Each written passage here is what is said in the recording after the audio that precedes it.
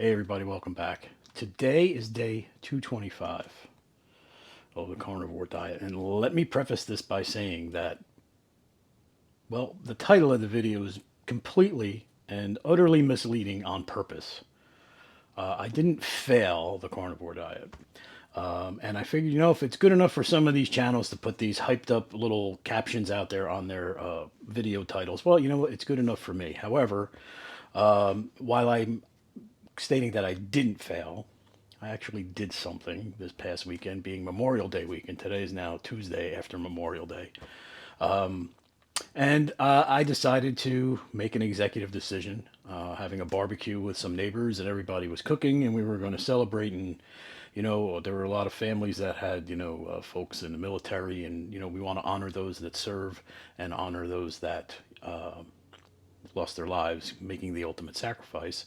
And that's kind of, just an American kind of tradition. So we all got together and said our thanks and, had a little get together with everybody. And I'll get to that in a minute. The elephant in the room is this.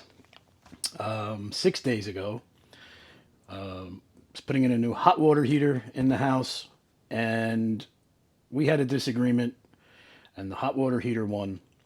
And in short, there are 7 stitches right across here in this hand, my left hand. I'll put a little photograph up there or two. If you're squeamish, do not look and just close your eyes for about 15 or 20 seconds.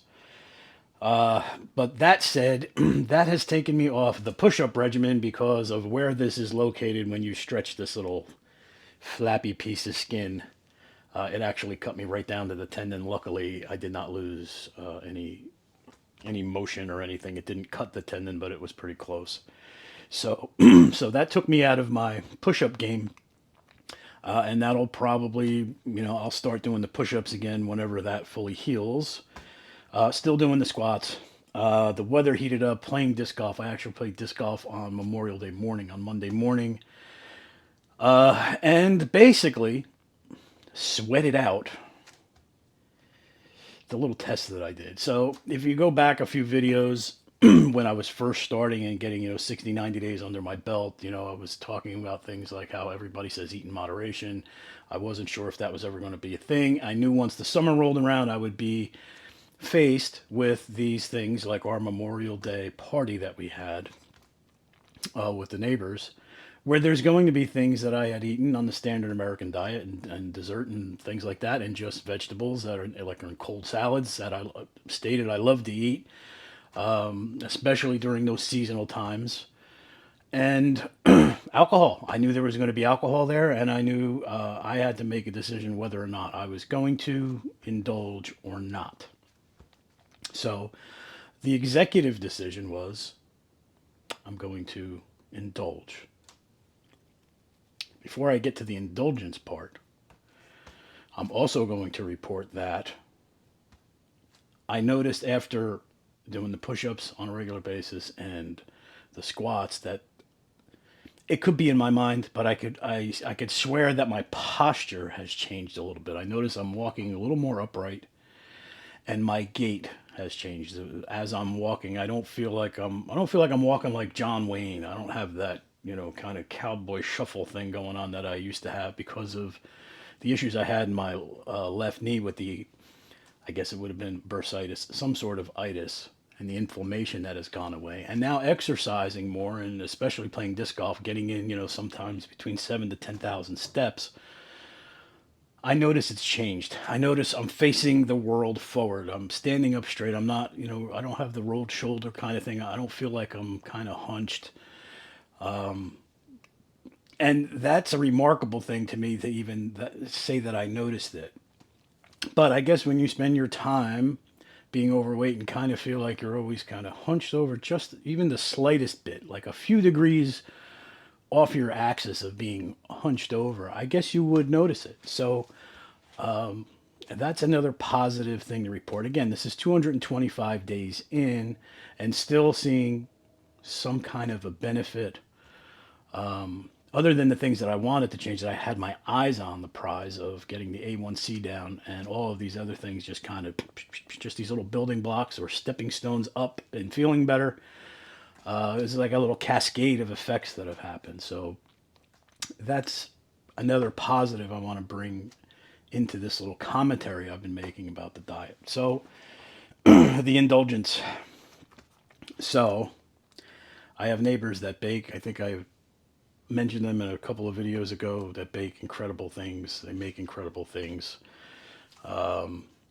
And I knew for the most part that my meal, because my intention was still going to be intermittent fasted, if you will, or OMAD. So the day before, I'd eat my last meal at like 6:30, and my intention was, again, even if I didn't indulge, I was just going to have one meal. So I brought chicken thighs, teriyaki style. Another one, strictly basically for me, with salt, pepper, garlic, and butter basted. And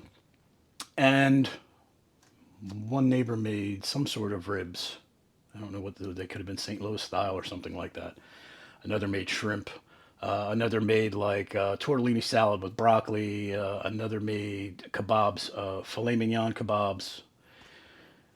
Needless to say, there was plenty of carnivore food there for me. There were also chips, dips, and for dessert, one neighbor made your standard yellow American box cake, Duncan Hines, whichever, Betty Crocker, like a yellow butter cake recipe with, it looked like a black and white chocolate cookie, half as chocolate, half as white.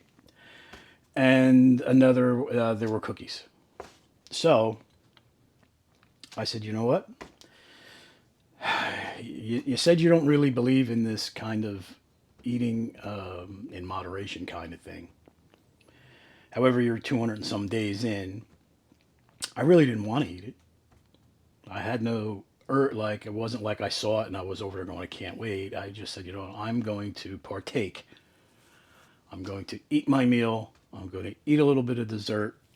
Somebody made cucumber salad, cold cucumber salad, which is one of my favorite things in the summer. And I said, well, I'm going to eat cucumbers and, the onions and whatever else was in it. So I did. I made my plate with my carnivore food. I put a little bit of the cucumber salad on it and proceeded to eat. Dessert rolled around. Oh, and I had two beers. One before the meal, one during the meal, one after the meal. So actually, it's three. Sorry, three beers. And then when it was time for dessert, I had basically, if you took a small baking dish, I had like, if you made a perfect square out of one of the corners of the yellow cake that was made, I had that. And I had two cookies. They were like some chocolate chip. I think one of them had like M&Ms, the little tiny M&Ms in it. So two chocolate chip cookies, the piece of cake. So we're talking three beers, two cookies, and a piece of chocolate cake. Actually, I had the vanilla cake. I had the vanilla icing. Then they brought out, they made coffee. So I had black coffee, and one of my neighbors was like, "You drink your coffee black?" I'm like, "Yes." They said, "You know what goes good in that?" And I thought they were going to say Sambuca. And I said, "No, what?" And he had a bottle of Jim Beam Black Label, and I'm a bourbon Scotch drinker, so I said, "All right." So I put a shot, a thumb's worth, in my coffee. I had 2 cups of black coffee with basically 2 shots of the Jim Beam Black. And then that same neighbor at the end of the night, when the neighbors that hosted are, substantially older, they're in their 70s, getting tired. They had a long day, so we packed up. Some moved, the party somewhere else, and one of my neighbor that offered me the Jim Beam Black, we sat on my front deck for a couple of hours, and like worldly gentlemen, shared 3 snorts of Jameson, you know, whiskey. So you're talking 2 shots of Jim Beam Black, 3 glasses of whiskey, a snort, whatever you would normally, like a gentleman's drink, right? An after dinner drink. 3 beers, 2 cookies, a piece of cake, cucumber salad, and the rest was carnivore. Now, Why, Joe? Why would you do it? Well, there's a few reasons. One reason is I'm seeing a lot of videos where people are they're just kicking around this dogma about whether you're a true carnivore, and if you don't do it this way, you can't be considered a carnivore.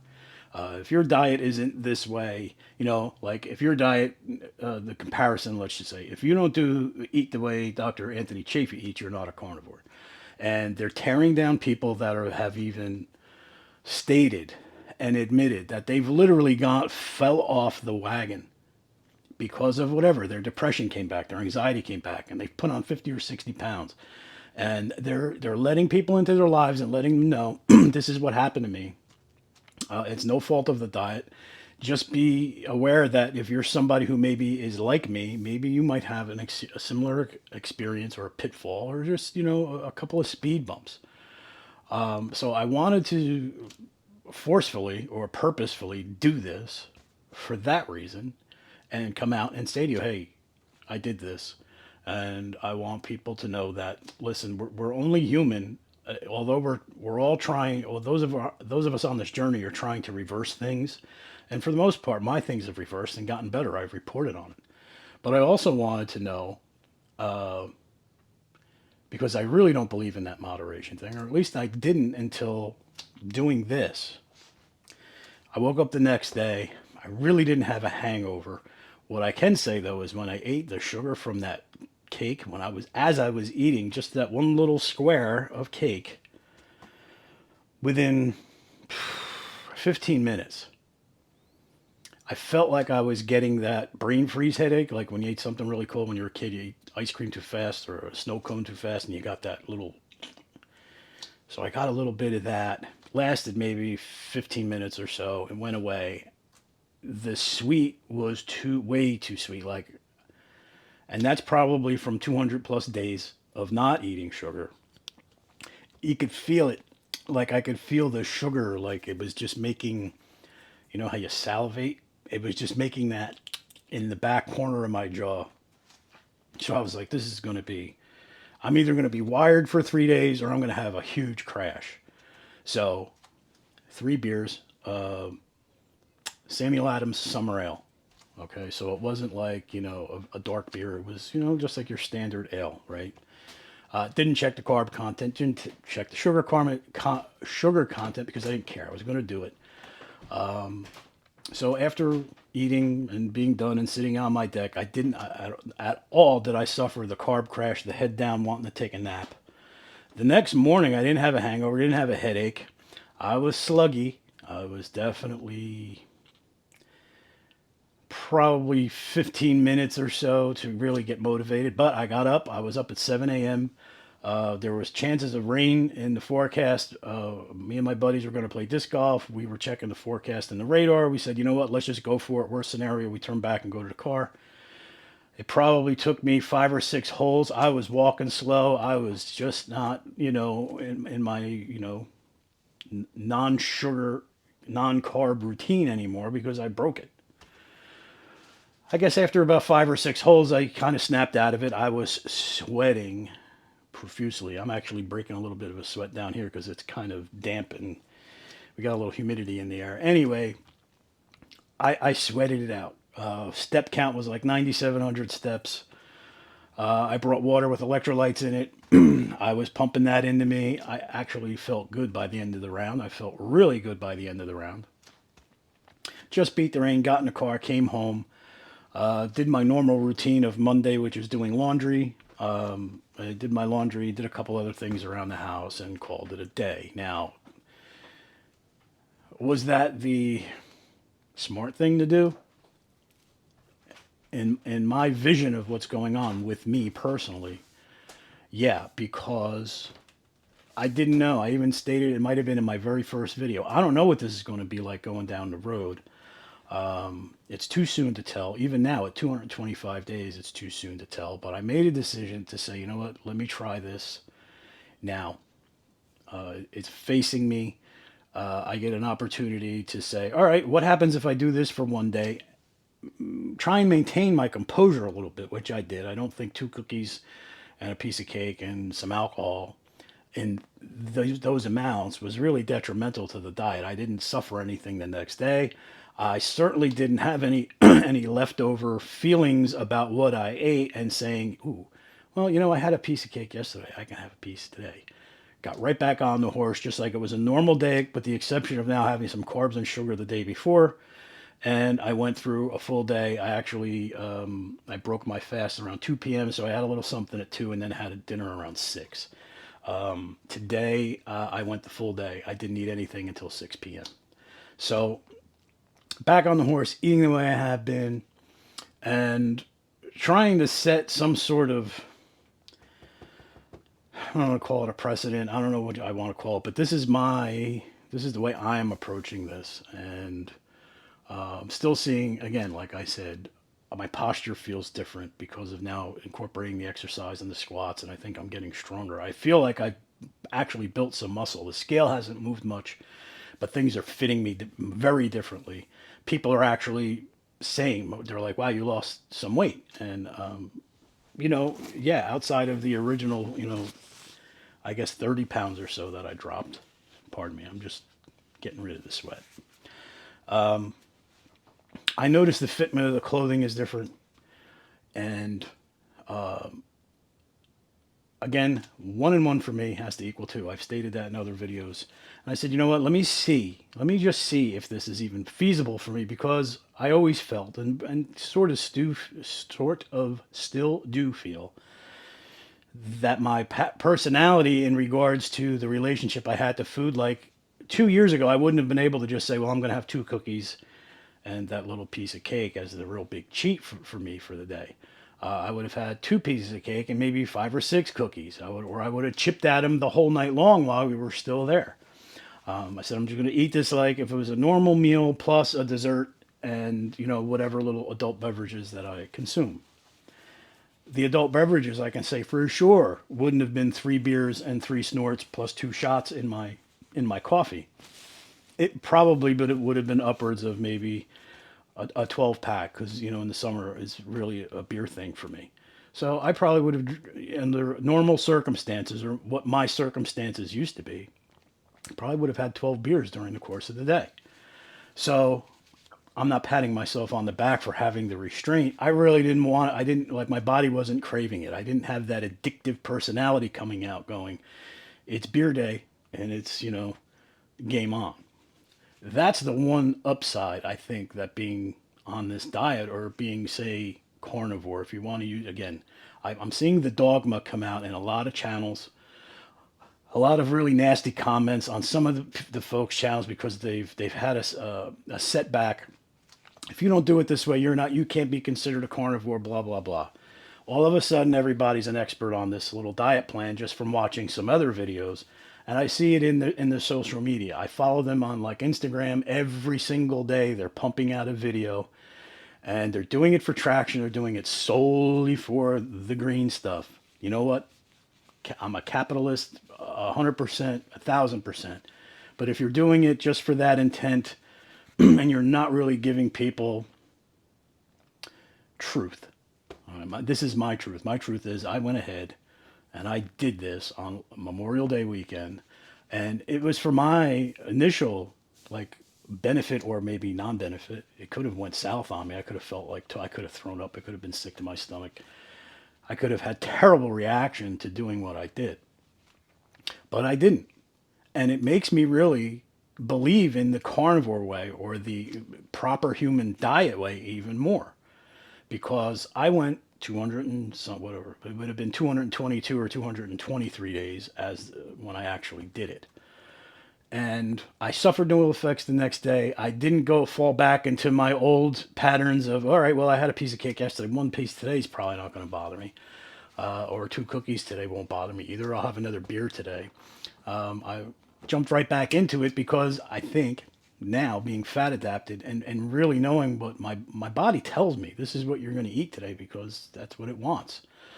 And it just continues to follow that path. But this dogma that's going out, that's been flying out around the social media channels, YouTube, Instagram especially, I think this will be a very short-lived progress with carnivore and actually getting people to understand what the benefits are and how it can help, because these people are just flooding the airwaves with this, and then they're tearing down others that, listen, what's the percentage? What is the percentage of meat based food or animal based products that you should be eating that you could be considered a predominantly a carnivore? I don't think that's the way to, is it 70%? Is it 80%? But the negative comments about folks that have actually made strides and then fell off the wagon, had something happen, maybe maybe they just couldn't hack it anymore. Maybe it was too stressful for them. And then they had a moment and they had a setback and they told us about it. And then they're getting torn down, or they're being hammered because, oh, you're weak. No, you're not weak. You're experimenting with something for the first time that's actually worked. That's the other thing for me. This thing I know is working for me. Let me throw a monkey wrench in my own program and see. Let me see how this really affects me. And again, no negative effects. Scale didn't move. I didn't feel anything terrible.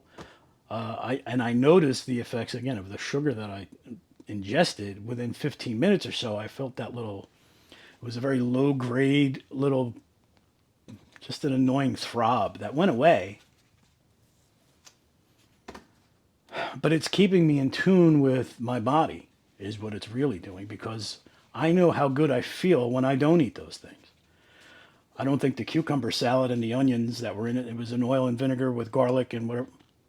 So there's the other thing. Well, if you use spices and you use any kind of, if you use any kind of a product to season your food, you're not a carnivore. Listen, if that's the way people want to play it, then play it that way. That's not the way it's going to end up working for me. And I think I stated that in the beginning. At some point in time, if it takes me 2 years to get to the plateau or that level that I really need to be at, where I feel comfortable, I am certainly not going to deny myself something as simple as maybe slicing an onion and even eating it with my carnivore meatloaf. I'm not going to deny myself an onion. It had no ill effects on me before. So those that really had some terrible issues with their stomach and digestion and things that have been chronic, and they found that the removal of vegetables from their diet has helped them, then yes, those people should stay away from it. I stated it in another video. I think whole food in general, whether it be meat-based or like raw vegan food, I think those are the right ways to go. So then don't call me a carnivore, because I know at some point in time I'm going to eat vegetables on maybe a semi-regular basis. Then what am I? I'm just the whole food diet, is that, or the, I don't know, all natural food diet, because I'm going to be eating raw vegan. I'll be eating, salad or cauliflower or whatever it is that I decide to eat down the road. I know I'm going to eat it again. The important part is knowing what the effects of the processed food and sugar are, and even the alcohol. There's definitely something to be said, especially for those. Listen, there's people that I know who are diabetic because they're alcoholics, or they have been in the past, and they've been getting better, treating it though with medication, metformin, insulin, still not breaking the habits. And when they talk to me about it, I just say, look, this is what I did. Do it or don't. And I told them I had to look at myself in the mirror.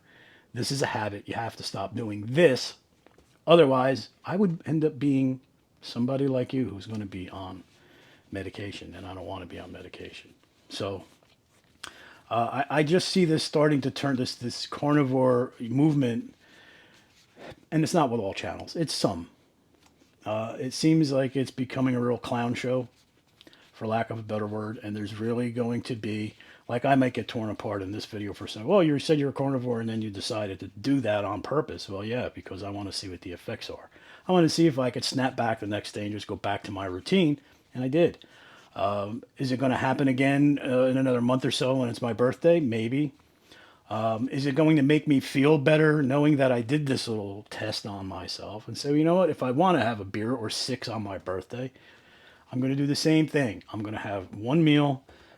Whether or not I have a slice of birthday cake is a whole other thing. I really don't think I would. I didn't enjoy. I mean, it tasted good. I I really didn't enjoy the way it really, like the flavor and the taste in the back of my neck, like just it was way too sweet. But if I want to, maybe I will. Do I think it's going to trigger me going into a spiral? No, because here I am 2 days later telling you I went right back on the next day. Didn't want a slice of cake, didn't want a cookie, didn't want another beer. And that was good enough. So maybe that for some, even though I thought I did, or maybe I still do, maybe that was just, maybe I was lucky. That addictive personality didn't come back and spiral me out of control.